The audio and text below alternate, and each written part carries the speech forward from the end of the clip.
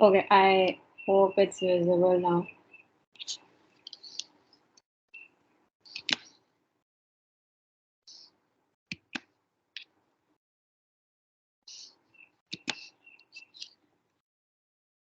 All right. So my name is Jiya Bhagat, and today I'm going to today I'm going to discuss about how image classification can be done using convolutional neural networks. So let's understand the concepts behind the scenes, taking an example of Peter. Imagine that we have a friend named Peter, and Peter wants to play tic-tac-toe game against his computer. But unfortunately, the Peter cannot remember if you start with the letter X or with the letter O. So each time Peter plays tic-tac-toe game against his computer, the computer has to figure out if the Peter drew the letter X or the letter O. The good news is that the computer can figure out if the Peter drew the letter X or O using a convolutional neural network. Because the letter O and X are drawn on the computer screen, we can zoom in on the letter O and the letter X and see that each image is just a bunch of pixels. So in this case, each pixel is represented by either 0 for a white pixel or black or 1 for a black pixel. So let's walk through step by step and see how computer can classify this image as letter O and the image on the right as the letter X. We will first start with the image of the letter O, and uh, so for example, since this image is taken for an example, the image is very small. It is just 6 cross 6 pixels, and it is possible to make a normal everyday neural network that can correctly classify it. We can just simply convert this 6 cross 6 grid of pixels into a single column of 36 input nodes and connect the input nodes to a hidden layer. So here we have 36 connections for 36 input nodes, which are attached to this node in the hidden layer. We now remember that each connection has a weight that we need to estimate with backpropagation. So that means that we need to estimate 36 weights for every input node in order to construct this node. However, usually the first hidden node has more nodes than the first node. And each additional node adds an additional 36 weights that we need to estimate. So this method doesn't really scale well. However, if we had a larger image like 100 cross 100 pixel, which is still pretty small compared to real world pictures, then taking we would have end up having to estimate 10,000 weights for node for the hidden layer. So this method doesn't really scale well as of now. Another problem is that it is not clear with this neural network if this CNN will still perform well if the image is shifted by 1 pixel. For example, if this image that we use for training, then it is not clear that the neural network will still recognize this letter O correctly if each pixel is shifted to the right by 1. And lastly, complicated images like this teddy bear tend to have correlated pixels. So what do you mean by correlation? Let's take an example of the any brown pixel in this image. We would see that any brownish pixel in this image will tend to be close to other brown pixels. And so for any white pixel, is any white pixel will tend to be near to other white pixels. So this correlation, we can actually take an advantage of this correlation that exists among each pixel while creating a neural network. Thus, classification of large and complicated images is usually done with something called as convolutional neural network. Okay, so before going ahead, let's understand what are the three things that makes image classification practical. One is to reduce the number of input nodes. Two is to tolerate small shifts in where the pixels are in the image. And third is to take the advantage of correlations that we observe in the complex images. So these three are basically the aim or the advantages behind a CNN. We would first create a CNN and see that how these 3 points are actually practically implemented.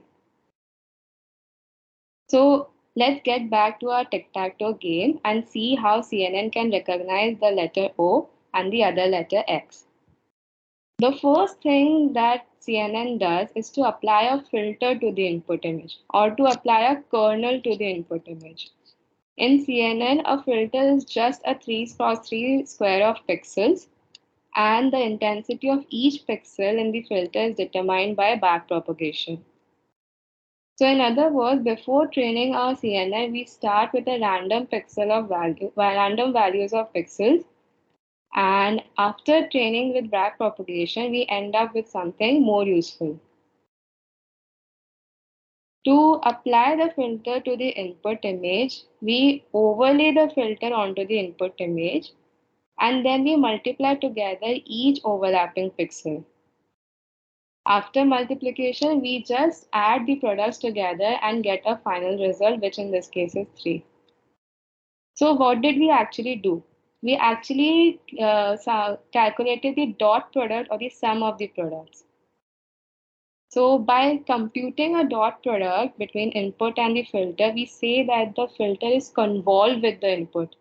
Hence the name convolutional neural network. Now we add a bias term to the output of the filter and put the final value, into something called as a feature map. Then we shift the filter over again and repeat until we filled up the feature map. So to summarize, we started with an input image of letter O. We applied a filter to it. In other words, we convolved the filter with the input. We added a bias term to the values. Then that gave us a feature map. So these are all the steps that I covered till now. Moving ahead, we see that each cell in the feature map corresponds to a group of neighboring pixels. The feature map helps us to take the advantage of any correlation that might be in the image. Typically, we run a feature map through a ReLU activation function. That means that all the negative values are set to 0 and positive values stays intact. So here, only the two ones which are enclosed within red bordered box, they remain the same, while all other pixels are set to 0.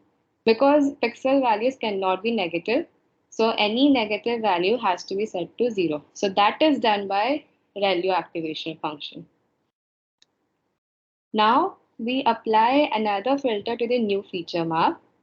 But unlike before, here we do not take a dot product, instead we take the maximum value. And this filter usually moves in such a way that it does not overlap itself. So this is called as max pooling. We select a region, and from that region we select the maximum value. So that is called as applying max pooling. To see the effect that max pooling has, let's go back to the input image. Here we see that the upper left hand corner in the input image has an exact match with the filter. So that means that it will result in highest possible value in the feature map and max pooling. And at the max pooling step, it will be reduced. This region would be reduced to just one spot, where the filter did the best job in matching the input image. So this region in the input image, as shown by the left side arrow, corresponds to the highlighted part in the feature map. And the max pooling step selected the spot where the filter did the best job in matching the input image. Likewise, if we take another region, the input image corresponds to that part of the feature image which has been highlighted in yellow.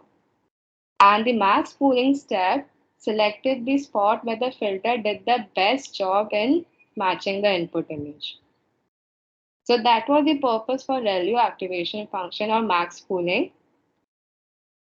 Then we see that the max pooling would select the spots where the filter did the best job in matching the input image. And instead of max pooling, we could have done something called as average pooling or mean pooling. What does that mean? We could calculate the average value for each region, and that would be called as average pooling or mean pooling. So these are the alternatives for max pooling. But now let's come back to the max pool layer and convert the pool layer into a column of input nodes. Let's plug in the input nodes to a normal everyday neural network.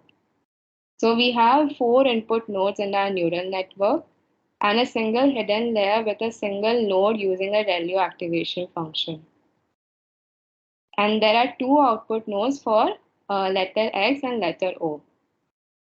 So given the image, we run the image through a filter map, we create a feature map, then we run the feature map through ReLU activation function, we select the maximum value in each area, and we end up with the values in the input nodes. Now we multiply these values in the input nodes at their associated weights and add each term together. Then we add the bias term to the sum and we end up with something as 0.34 here. So this is actually the x coordinate of the ReLU activation function. Okay, so that is the x coordinate of the activation function. Now to calculate the y coordinate, we plug in the x coordinate, that is 0.34, into the activation function, which is max of 0, x. So what does ReLU activation do? If there is any negative value, it is set to 0 because max of 0, negative will be 0. And if there is any positive value, it stays intact. So y coordinate remains the same as 0.34 because 0.34 is greater than 0. Now this connection from the hidden layer to the output for the letter O gives us 1 for the letter O, and the connection from the hidden layer to the output gives us 0 for the letter X.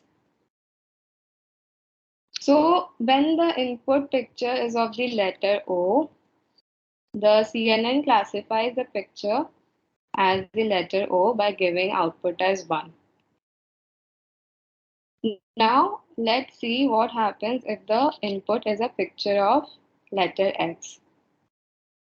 So please note that we only change the input image, rest all remains the same. The filter remains the same as before, the max pooling, the activation function, everything remains the same as before. So the neural network with its weights and biases also remains the same. So just like before, we run the filter over the input, we create a feature map, then we do the max pooling, and we get the results of the max pooling as 4 input nodes. We run the input nodes through the neural network, that is, we multiply every input node with the corresponding weights. We add the bias term to the sum, pass it through the ReLU activation function, and get the results. So the result here now is 0 for the letter O and 1 for the letter X. So when the picture is of letter X, the CNN classifies the picture as the letter X by giving output as 1. Now remember, we said that CNN helps to reduce the number of inputs in the neural network. So you can see that there were 6 cross 6 input, there were 36 potential inputs, and we just used 4 input nodes. So that means we compressed 36 to 4 input nodes in our neural network. And we also said that CNN takes correlations into account. So that is accomplished by working with a filter. When applying filter or a kernel, the filter looks at a region of pixels instead of just one pixel at a time. So in that sense, correlations can also be accomplished. Lastly, we also said that CNN can tolerate small shifts in where the pixels are in the image. So let's see what happens if we shift the picture of the letter X by 1 pixel to the right. We do the same thing. We continue with the same steps, that is applying filter or convolving input with the filter, getting a feature map, passing every value in the feature map through ReLU activation function, doing the max pooling to compress down the number of input nodes into 4, multiplying every input nodes with the corresponding bias term as I do here, corresponding weights as I do here, and with the total sum I add the bias term. Then I get the coordinates for x and y coordinates by passing it to ReLU activation function, and I get the output. So we see that the output value for the letter X is 1.23, which is much closer to 1 than the output for the letter O, which is minus 0.2. So we can actually conclude that the CNN decided that the input image is of the letter X and not of the letter O. So this is the entire roadmap that a neural network takes while working as an image classifier. Also note that this is a simplest CNN that could have been made. No matter how fancy the CNN is, it is still based on two important things: applying activation function to the filter output and doing max pooling or any kind of pooling the output of the activation function. So the next time when Peter plays tic-tac-toe game with its computer, Peter can start with the letter X or with the letter O, and this time a convolutional neural network will figure it out. So this was all about the presentation. If there are any doubts, please ask.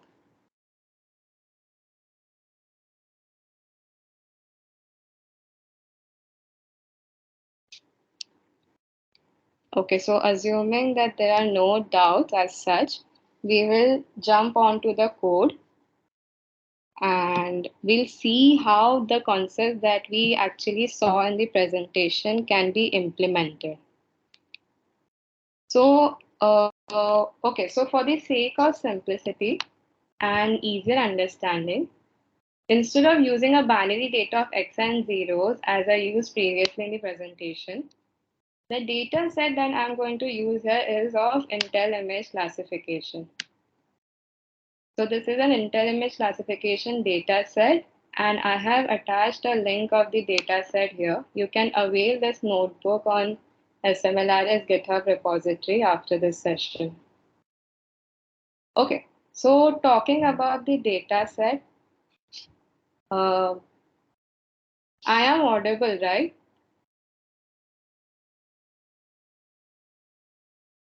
Yes, yes, you are audible. Okay, okay. So let's talk about the data set first. What is the data set? It is an image data of natural scenes around the world. That is, I have images of buildings, I have images of glaciers, mountains, forests, and streets. So, talking about the numbers first, my data set has around 25,000 images, which can be divided into 6 categories: buildings, forests, glaciers, mountains, sea, and street. So for the purpose of, for actually three purposes, I have divided the data set into three. For training purpose, I have selected 14,000 images. Then other 3,000 images are used for testing, and the last 7,000 images have been used for validation of the model. So, what is the aim? The aim of today's session is to basically discuss building of a simple CNN using PyTorch, obviously, that could classify images into different classes with highest accuracy possible. So by the end of the session, right, you will be actually familiar with PyTorch, obviously. Then you will be familiar with CNN, padding, stride, max pooling, and you will be at a position or close to a position where you will be able to make your own CNN model for image classification. So that is the aim for today's session. And okay, so what are the steps that I'm going to cover here? And when you are or when you're writing code for a CNN model, these are the basic 5 steps that we usually take into consideration. So let's jump on to the first, preparing the data set. So obviously, as we are using PyTorch, we will have to import Torch library.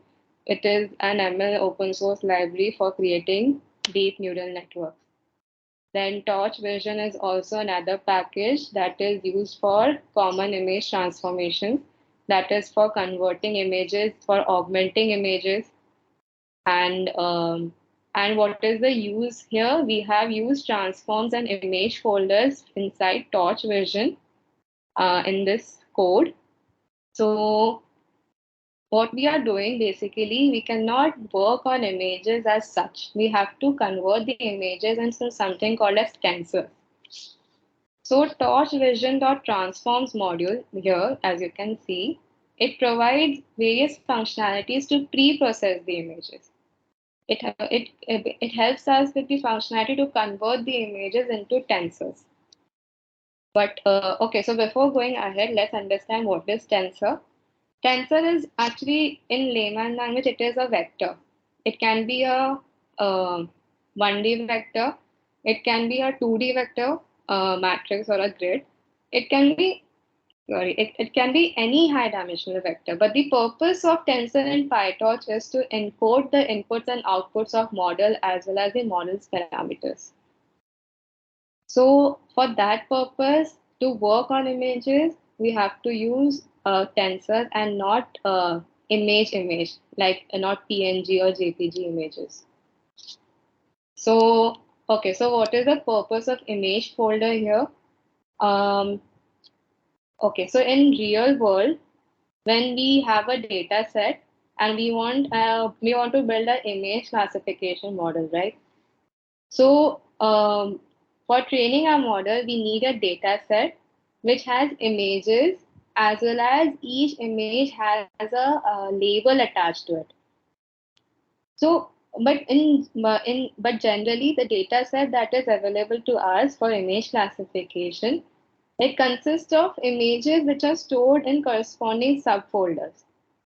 For example, if I have an image of, let's say, buildings, then that will be stored inside a subfolder and the subfolder building, and the folder name will be the label. So in such kind of to prepare a data set from such kind of file structure, PyTorch provides us with image folder class. So that makes the task easy for us to prepare the data set. We simply have to pass the directory of our data set, and the data set will be ready for us to train the model. So here I have just loaded the training as well as testing data set, and then I have data set for training and test data set is for testing. Then transforms or resize is to resize the images into 150 cross 150 shape, and transforms.to tensor is to convert the images to tensor. So the same transformations I have applied for testing data as well. And okay, so going to the next three cells, these three cells are for demonstrative purposes. So the first cell gives us first cell shows us the image label set, which is according to the class index in data.classes. As I had shown before, I have six classes or six labels or six categories in which my images can be divided. So I have six classes or my image, where is that? Huh. So my image label set is of length 6 and it contains all those labels which are there in my data set. Then if I want to see the attributes of the first image, this is how I can print the image. Image.shape gives us a list of three numbers, as you can see. The first is the number of input channels, which is generally RGB for images, generally 3 for RGB images. Then 150 is the height, and the last 150 is the width. So what is the zero? This zero is actually the label that I printed here. And why not the building or glacier or forest, such kind of words are printed for labels? Because we do not print the word, instead we print the index of that word. So 0 has been printed for building because that is an image of a building. If it would have been a glacier, then label 2 would have been printed here. And okay, so coming to this cell, the purpose of this cell is basically to visualize the images. And you can see that this is the first image of a data set that is of shape 3, 150, 150. So our data set consists of, okay, so now after converting into tensors, the data set consists of images in the form of tensors. And to visualize the image or to print the image as the output, we use IMShow method or image show method of matplotlib and which can be used to visualize the images. Then permute method is used to reshape the image from 3, 150, 150 to 150, 150, 3. So whatever, so these are 0, 1, 2 are basically the index. Since I want 150 to be the first, I pass 1 or the index 1. Then our second number should be the number at the second index, so I pass 2. Then the third number should be the number at the 0th index, so I pass 0. Okay, then I call this function and then this prints the first image. So first image as well as its label, you can see here. So this was about the preparing the data set. Next step or the next prerequisite is splitting the data and preparing batches. So why do we need to split the data? In real world, in reality, a data set is huge. We cannot pass the whole data set into a model to train it because our memory size is fixed, right? So there's a high chance that our training data will exceed the memory capacity of CPU or GPU. So to avoid that situation, we split the data set into small batches and then train the model on those batches of data set. So I have used data loader class to split the data set into batches, and random split method is used for randomly picking images and putting them into different batches. So okay, so talking about the batch size, you can keep batch size anything, but it is generally kept generally decided according to the memory capacity. Generally, it is taken in a power of 2 in the interest of efficient memory utilization. So you would see that batch size are generally 16, 34, 62, and so here I have taken 128 as the batch size. Then we have, okay, so we have taken batches of size 128 here. And then 2000 images are for the data, are from the data for validation, and the rest of the data I kept it as the training data. So using random split method, we randomly pick and put the data, we randomly pick images and put the image into training data or validation data. Then these are just for understanding purposes. Here I have printed the size of the training data and validation data. So as you can see, the size is 2000 for the validation data, which I gave it. So that is fixed. And the rest of the images are 12,134 in number. So that goes in training data set. And training DL and val DL is actually training data loader object. It is an object of data loader class, and which is basically used in PyTorch to create batches or to divide data into batches. Then coming to this cell, this is also for demonstrative purposes. It is used for visualizing the images. So I have used makeGrid method here, which can be imported from torchvision.utility. And this method actually gives an overall view of all the images in one batch. So here I have printed all the images of the first batch, and these are the images as you can see. So these are actually printed in the form of an image grid using a make grid method here. Then, so, okay. So, so far so good. Any doubts? Is there any doubt? Then please ask. Okay, so here basically I covered two steps. First is the preparation of the data set, and the second is the splitting the data set and preparing batches. Now we come to the main code, that is base model for image classification. Okay, so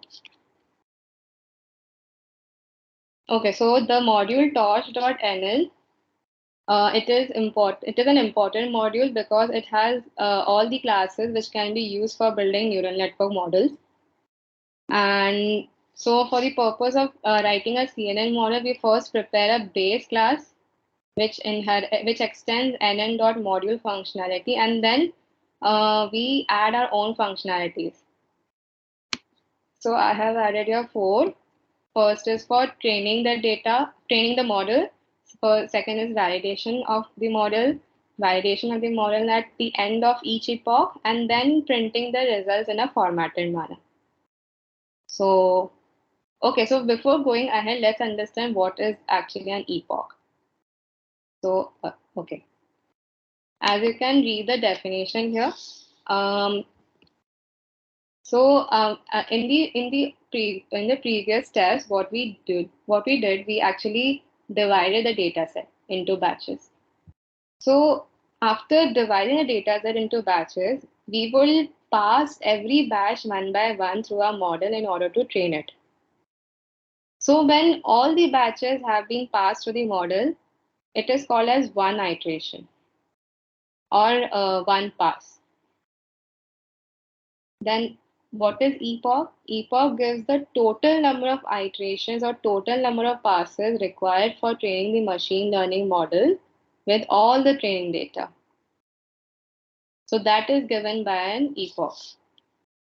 Coming to the extended functionality, at the training step, I take the batch of the images as the argument, unpack the image tensors and labels from that batch, and then I pass it through my base classifier and get the predicted output predicted labels as the output. So out actually has the predicted labels for every image in the batch, and then I actually calculate the error between the error in the predicted labels as compared to true labels. So for that purpose, I use a loss function called cross entropy function, which is there in dot dot nn dot functional. wherein I pass the predicted labels and the true labels. And this would give me the loss or the error between the prediction and the actual values. Then I return the loss, that is the loss at the training step. So at validation step, I do the similar thing. I find the predicted values and basically these are the similar steps, and then I calculate the loss. But apart from loss, I also calculate accuracy of my model. So this gives me the accuracy at the validation step, and then I return a dictionary with all the results, that is validation loss as well as validation accuracy. Then this method gives us the validation results of the validation at the end of every epoch. So at the end of epoch, I will have batch losses, I will have batch accuracies. So from those losses and accuracies for a batch, I will calculate the epoch loss, that is loss in one epoch and accuracy in one epoch or epoch accuracy. So in my output, basically I had a dictionary just like this. And as I return this, this will get stored in my output. And I will have to first segregate the batch losses from those list of dictionaries. Similarly, I segregate accuracies from the list of dictionaries in the output. And then for calculating epoch loss and epoch accuracy, I actually find out the mean of all the losses. And here I find the mean of all the accuracies. And then I return the results as in the form of a dictionary here. So this gives me results of validation of the model at the end of every epoch. And this function is basically to print all the results in a formatted manner. I have printed epoch number here, training loss, validation accuracy in a using dot format method in Python. So the output will look something like this. Yeah. Epoch number, training loss, and validation accuracy. Then, so this was all about the base model for image classification. Then coming to the actual CNN model, or coming to our classifier, we will first have to discuss what is padding and what is stride. So as you can read the definition here, when we apply a filter or we apply any kernel to the image tensor in convolution, what happens is it reduces the size of the image output tensor for the image. So when we apply a filter to the image tensor, it reduces the size of the output tensor, and this will cause two problems. First, it will shrink the size of the output, and second is that the pixel on the corner of the images, that is the pixels along the borders of the images, are counted once as compared to the pixels inside the input image. So actually the corner pixel loses its importance here, and that will give us inaccurate results. So to resolve that issue, we increase the shape of the image by adding extra pixels on the border. So we add extra pixels to the border of the image tensor, and that helps us to resize the image so that so the output image does not shrink in size, and the pixel value on the boundaries of the image is shifted inside the tensor so that they can be counted equally and they do not lose its importance. Then stride is also used to shift actually fix how the kernel will move across the image. Just like in the presentation, what we saw, this kernel will move to the right by 1 pixel. It kept shifting to the right by 1 pixel until it goes out of boundary. So that can be fixed using stride. I mean, that is called as a stride. So this is a CNN model for classification, the natural scene classification, because my data set's name is natural scene. And this will inherit image classification base code that I wrote before, that I showed you before. Then Okay, so talking about what are this? So okay, so here we actually define a CNN model, which includes all those concepts that we learned in the presentation, and we will see how the model learns features from the images and get trained. So in this model, I have three CNN blocks, as you can see. These are the three CNN blocks, and each block has two convolutional layers and one max pooling layer.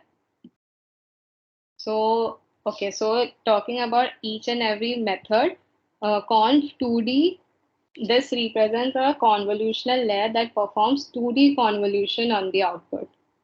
What are the parameters? Three is the in channels or input channels, which are the number of input channels, which is three here for RGB images, and output channels is the number of filters to learn. So that is kept as 32 here. Then kernel size is 3, that is, it is a 3 cross 3 filter, and padding is 1. Now, what does this mean? This means that there will be a one row of pixels along every border. Then we apply ReLU activation function. Basically, the function is used to remove the negative values by setting them to 0 in the feature map, just like I showed you in the presentation. Because there cannot be any negative values, right, for any pixel value. So ReLU activation function has been imposed after every convolution layer. Then we have max pool layer. So this is a max pooling layer that downsamples the input by taking the maximum value in each window. So just like I had a 2 cross 2 window, here also the window size is 2. That means it is 2 cross 2 window and the stride is 2. What does this mean? It means that this window will shift to the right by 2 pixels. So this way it will keep on shifting so that it does not overlap. So as to avoid overlapping of the windows, the stride becomes is equal to 2. So like this, I have three CNN blocks, and in each block I increase the output channels, and the same remains, and it remains same in the input channel for the second CNN block. Then next I have flatten to, so basically I had a higher dimensional output and I have to flatten it into one dimensional. So for that purpose, I use flatten and linear method. So linear will perform linear transformation on the input, and it takes number of input features as the parameter, or the number of input features, and this becomes the uh, number of input features or the size of the flattened input tensor. And the output feature parameter specifies the number of output features.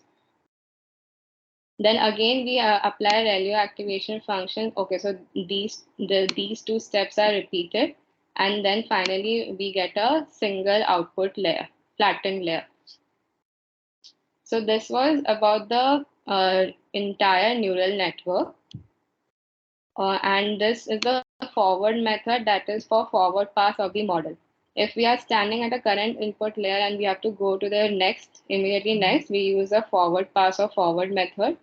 I mean, that is called as a forward pass of the model, and we use a forward method for that purpose.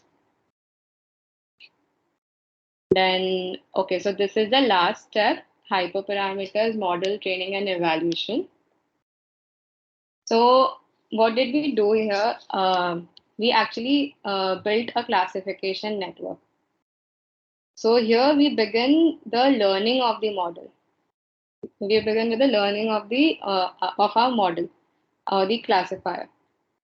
So before understanding this code, we'll first understand what is a hyperparameter. So as you can read the definition and the examples, hyperparameters in machine learning, for say, are those parameters that are explicitly defined by the user to control the learning process. So hyperparameters are actually very important. They are used to improve the learning rate of the model. They are used as important values which has to be set before starting the learning process of the model. So hyperparameters are some of the examples of hyperparameters I have listed here. And I have like number and size of the kernel, then size of the stride, kernel size, learning rate, number of epochs. These are some important parameters that has to be fixed before the learning process begins. So, okay, so this cell defines the functions for training the model or to evaluate the model. So, and then for after evaluating a PyTorch model, we compute the accuracy for the model's prediction. So for that purpose, we have accuracy function. Accuracy function, as you can see, takes two outputs, which is a tensor containing the output of the model, um, output for the model for a batch of data. Or and labels are the is also another tensor that contains true labels for that batch. Then torch.max function, it computes the predicted labels by taking the index of the maximum value in the outputs along with dimension equal to 1, which means the class with the highest predicted probability will be taken into consideration. So basically, and here I have compared the predicted values with the true values or the labels and divided it with the number of predicted values. So this gives me the accuracy of my model. So the function returns a tensor containing the accuracy of model's prediction for that batch, for that particular batch. Then next I have evaluate function that is, okay, so here also it takes two inputs, model, which is our PyTorch model, and validation loader, which is a data loader that provides batches for validation data.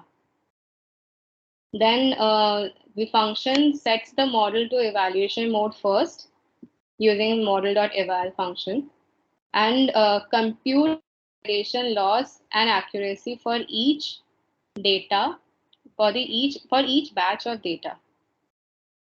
So so this is the validation step function that we had wrote here in the base model. This gives us the validation loss and the validation accuracy. So that is returned here as well and the output. And then we have validation at the end of each epoch. So what does evaluate returns? Evaluate returns the validation results at the end of each epoch. Now fit function. Okay, so our model is defined by the fit function. If I want to train a model, I will call the fit. I will call this function first.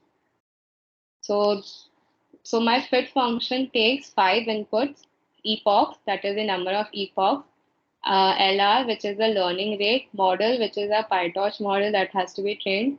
Then train loader is the data loader for the training data, val loader, data loader for validation data, and optimization function, which has with default value as SGD, that is stochastic gradient descent.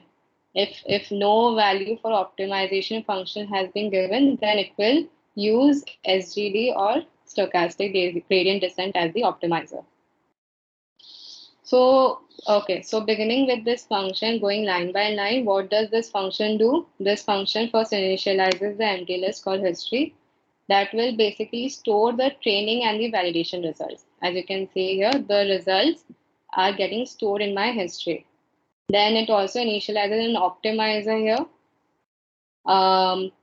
So this also I will use the optimization function and which will take in the parameters of the model and the learning rate. Then I start with the for loop, that is for each epoch, the function sets the model to train in the training mode and then initializes an empty list called train losses to store the training loss for each batch. Then we iterate over each batch of the data in the train loader. And for each batch, the function computes the loss for model training step. So here I computed the loss at the training step for every batch, and then I append the loss in my training losses list. Then dot backward method has been used to uh, compute the gradients using the dot backward method and updates the model parameters using optimizer.step method. Then after all the optimization is done, the values have to be flushed out and reset the gradient. So for that purpose, we use zero grad method to reset the gradients. Then after training on the entire training set for one epoch, the function computes the validation loss and accuracy using the evaluate function. So this gives me the result, and for every training loss, I compute the mean using torch.stack.mean.item. And then at the end of every epoch, so this epoch end is actually the function that we wrote in the base model here. So what does this do? This will actually print all the results in a formatted manner. So I just showed you that and that at that time as well. This is the formatted manner. So in this formatted manner, it gets stored in the history as well. So this was the entire training of the model. So to call this fit function, I have created another cell. I have given values for all three parameters, and then I have called my fit function. And then I have printed the history. So so I can actually see what is there in my history. So at the end, so these are like I have worked only for 30 epochs. So at the end of 30 epoch, I can see that my validation accuracy is 0.81. That is around 81%, which is quite good. So that's it. This was all about the code behind the image classification model. If you have any doubts, you can ask.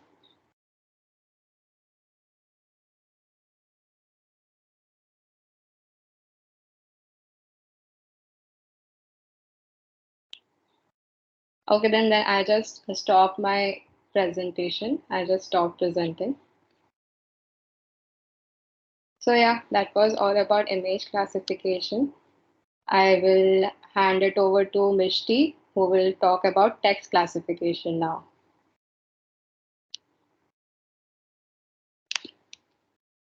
Hi everyone. I'm Mishtee, and we'll get started with text classification right away. Just give me a second to share my window. Yeah. We are going to go about this in two different loops. So the first loop, we'll just go through what every single cell does, and then in the second loop, we will dive deeper into what every single what every code means. So basic ideas over here is we are going to be using our torch text library for text classification. We have raw data from the torch text data itself, which is the news ka data. And here we are going to be importing that, and we are going to be training iterations of that. So every single iteration would look something like this, wherein you have the data label and the data news. Then we would be preparing data processing pipelines. So basically, we are going to be tokenizing our data and then iterating it till all of the data is tokenized. And finally, we will be tokenizing the entire data set in the correct order. So fine, this is basically using the Torch Utils data loader in order to so over here, we're going to be collating the data basically, all the text entries that we have, all that data we will be getting into one place. And here we are going to be defining our neural network model using the NN embedding bag library. And so basically that is over here. Then we will be initiating an instance and basically splitting our data set into specific sizes so that we can train it better. This is the training model that we have defined. And once we've split the data set randomly, we will be running the model through the data set, and we will be training the data set on this. And then finally, we will be checking the results of the data set and then testing it on a random piece of news. Okay, so let's start looking at this in detail. Our first line is just basically to get all of our data into one single line, all our output. Then we are going to be importing the torch library. We will also be installing torch data, and from torch data sets, we will be importing the AG news data set. Now, torch text.data sets is a very useful tool that we have been given by this library, wherein there are various data sets which are used for different things, such as text classification, image classification, so on and so forth. And from that, we will be using the AG News dataset, which has been created for people who want to learn text classification. This is a very big data set. We have 4 different main labels, and every label has around 30,000 or so data stored. So you can imagine how big this data set would be, and in return, how well we will be able to use it. And basically how well our data set can be trained. So that is what we are going to be doing here. We have import AG news, and then we are just going to be iterating it to make sure that all the iterations on the data set are there. So when we train, it'll look something like this. So this is the label for the data, and this is the actual news piece. So you can see here that these 3-4 iterations that we've seen, the label for the data would be 3, and then the news piece is something else. Similarly, the label for the data is 4, and the news piece is something else. Then we will be using torch text.data.utils, and we are going to be tokenizing our data. So the idea over here is that we are looking at text. Our computer cannot process text. What it can process is numbers. So what we have done over here is we have taken every single word in our data set, and we have assigned it a specific number. So tokenizer equals get tokenizer basic English. So over here, there is a basic English library that is predefined. Those tokens are already predefined. We don't need to do anything about that. We just get the tokenizer and use it. And then we are going to be training it on our news data set. And we will be yielding tokens for the text in the data set.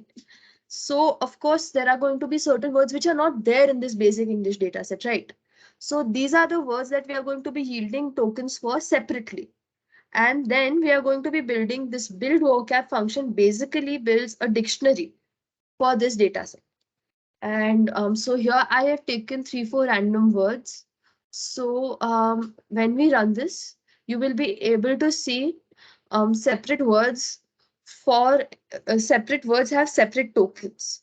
So you can see that game has a token of 89, is has a token of 21, so on and so forth. So here we have basically built our final dictionary. Then we are going to be preparing the text processing pipeline.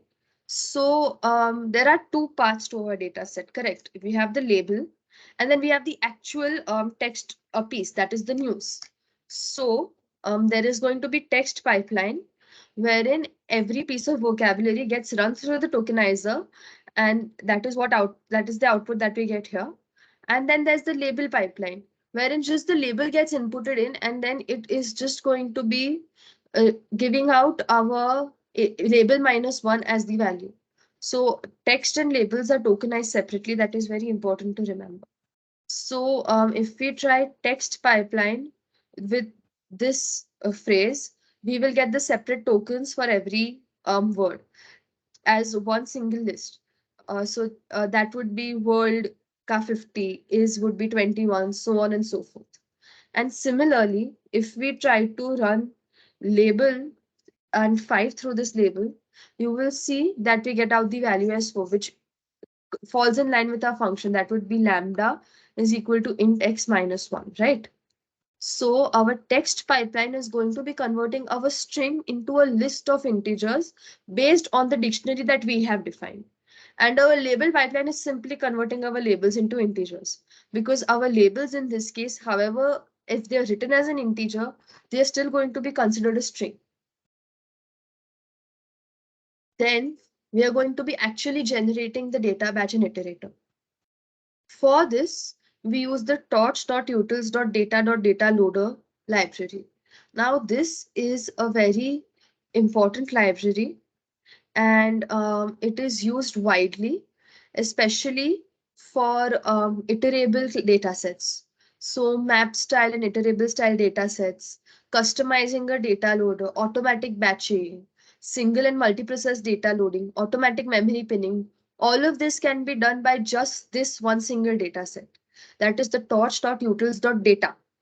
Now, when we move on to the data loader, here you can define the data set, the batch size, whether or not you want to shuffle the data set, whether or not you want to sample it, how you want to correlate it, so on and so forth. So it is a very extensive data set, extensive library. Um, Over here, we will be using the correlate function mostly, and so we are going to be importing data loader from this, and then we are going to be defining this function define correlate batch. So what happens here is we have the for every word inside our data set, you have a label or you have a text. So first you are going to be appending the label, which has label pipeline. Okay, so you're going to be passing your label through this function that we have defined over here, label underscore pipeline, and then you are going to be adding it to your final data set that you're preparing, that is with the tokens. Then you're going to be processing the text. Now I know that Jiya has explained tensors to you. So this is going to be torch.tensor, and then you're going to be adding the text pipeline. So this is the number that you get, and this is the torch.tensor that you're going to be passing it through. And finally, you're just going to be appending the processed text.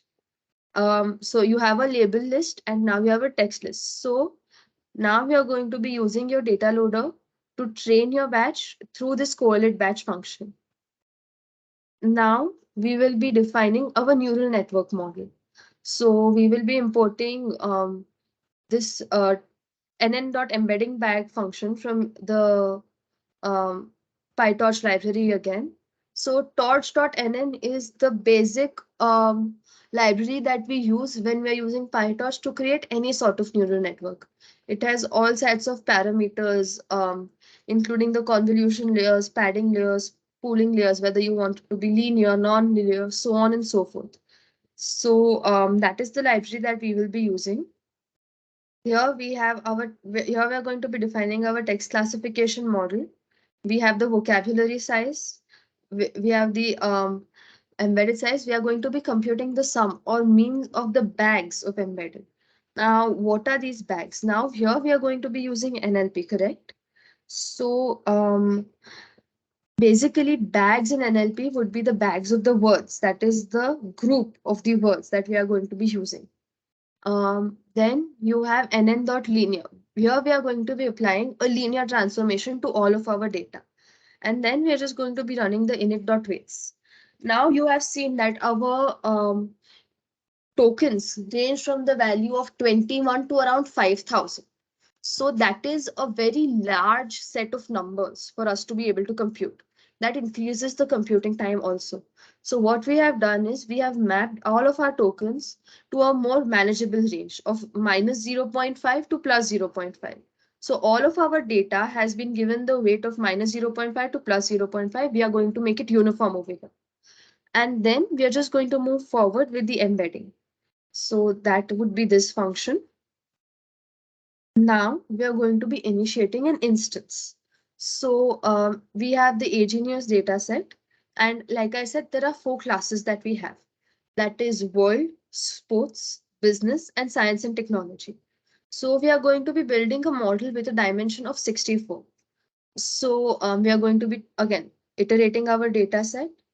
Okay, so num class would be the length of the number of labels in the data set. So if we look at that, if I print num class, you will see that we are going to be getting our output as 4 because that is the number of labels that we have. Yes, you can see that we've gotten the output as 4. Now we are going to be looking at the actual size of the vocabulary. Like we have seen, our data set is very big. So similarly, the number of words that we have in our data set will be equally big. You can see that we have 95,811 words. And then on all of this, we are going to be running our neural network model, which we have here as text as model is equal to text classification model with the vocab size, M size, number class, etc. So the embedding that we are using, like you can see that we've gotten the vocabulary size here. We have got the size that we want our model to that we have made the embedding dimensions, that would be 64. That is our predefined. So the number of in features after we have run it through the embedding, you will see that our linear model has in features 64, which is the size that we have defined, and out features is equal to 4. That would be the number of labels. So what we are going to be doing here is the in features is our actual news article, and the out features will be one of these 4 labels: world, sports, business, or science and technology. Now we are actually going to define the functions to train our model and evaluate the results that we get. So like Jiya said, we are going to be using the same criterion, that is the number of loss, the total accuracy, whether the label that our model is generating is the same as the label that is actually assigned to our data set. So this is what that function does. So every label and text, we are going to be putting it through the data structure. We are going to be looking at the loss. We are going to be optimizing the step. We are going to be looking at the total accuracy. And we will just increase the count to see how many values we have passed through it. And then we have one model just to evaluate. Once we've run our model through everything, this is to evaluate. This is again looking at the same criterion, that is predicted label versus label, and the total accuracy and the total count. So now we have to split the data set to run the model. Our data set is really too big for us to train our whole model on the data set every single time. It will take too much time. So we are going to be importing random split function from the torch utils data set and the map style dataset. So here we have the hyperparameters. We have 10 epochs. We have a learning rate of 5, and we have defined a batch size of 64 for training purposes only. So we are going to be calculating entropy loss. We will try to optimize our function. All of this is using simple torch functions only. And then we are going to be training the data set and testing it on AG News. So let's run this function. This will take a little time because we have such a big we have set such a big batch size. What we are going to see here is that our accuracy is going to increase with every single iteration. You can see that the accuracy over here is 0.839. You will see that slowly it is going to cross 9.0 and go to around 9.10. At least that is the value that we got last time. You can see that after a certain number of iterations, our data accuracy is going to stagnate a little bit, because that is the maximum accuracy we should be able to achieve. It is at the end of the day a learning model. A few mistakes here and there are to be expected. So you can see that from 9.17 we have reached 9.47 over here, and from 9.01 we have reached 9.10 over here for the overall accuracy. Although the time taken also decreases a little, more or less it stays the same. After this, we are going to be evaluating our actual model with the test data set. So that function I'll just run while the above function runs. And last time we had accuracy of around 9.10, and you can see that this time also it's 9.10 around only. Although before this, the first time I had run it, I had gotten an accuracy of around 9.0405. So the accuracy has increased every time we've run it. And finally, now that our data set is trained, let's actually try to run it on a piece of news and see how that works. So if we don't define this dictionary, that is the AG News label dictionary, you will see that we will only get the integer as an output. So we have entered a text string, and we are going to be basically this is the text string. So you can see that this is a sports text string. We are talking about a golf game, if I'm not wrong. Yes. So if we run this, the expected output would be sports. So let's see. Yes, you get that this is a sports news as an output. So this is basically how a text classification data set works. This is a very basic foray into NLP. And this is something that using a PyTorch dataset is pretty simple. Now, this is, like I said, a very basic foray into NLP. This is the beginning for anybody who's interested in something like Chat GPT. This is where we start from. This is an NLP dataset. So, does anybody have any doubts over here?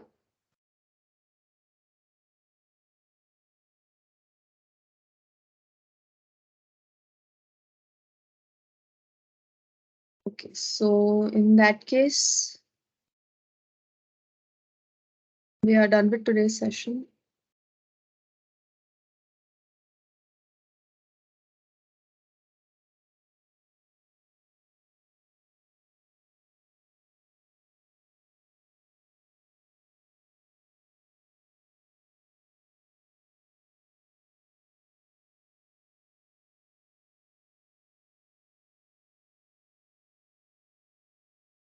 Okay, so that was all about text classification, which, like I said, is a basic foray into NLP.